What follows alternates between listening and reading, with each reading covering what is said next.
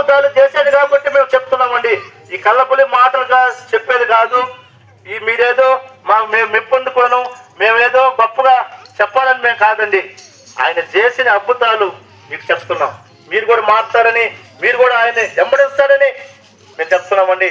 ఈరోజు అనాది స్థితిలో ఉన్నోళ్ళమి ఈరోజు మేము ఈ స్థాయిలో వచ్చామంటే ఆయన వెంబడించినాక, ఆయన రక్తంతో కడగబడ్డాక మేము ఈ మాదిరి ఉన్నామండి. మేము కూడా ఒకసారి అనేక ఓట్లకు కూడా ఇబ్బంది పాలైన వాళ్ళమే, అనేక అలవాట్లు బాధితులైన వాళ్ళమి. అయితే ఆయన్ని కూడా అరికట్టి ఆయన మార్గాన్ని నడుస్తున్నాం. ఆయన చెప్పిన మాటలు కొన్ని గ్రహించి ఆయన వెంబడించాం కాబట్టి ఈరోజు అందరికి కూడా నేను చెప్తున్నామండి.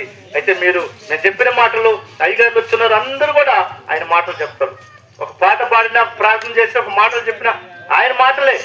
దేంట్లో అయినా ఆయన మాటలు ఆలకించాలైతే ఆయన చెప్తే మనం ఆలకించిన మాటలు గ్రహించామంటే ఈరోజు మన కుటుంబంలో ఆశ్రయించి దీపిస్తారు.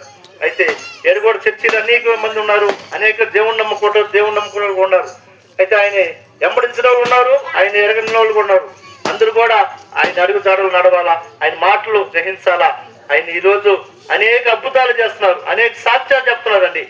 అయితే మేలు చేసేది కాబట్టి ఆయన సాక్ష్యాలు పంచుకున్నారు, ఆయన చేసిన అద్భుతాలు చెప్తున్నాడండి. అయితే మీరు మీ బిడ్డలు కూడా ఆయన వెంబడించి అయితే ఏకీభవించి ఆయన సన్నిధికి నడిచారంటే మిమ్మల్ని మీ కుటుంబ దేవుడు ఆశ్రయించి జీవించిన కాక.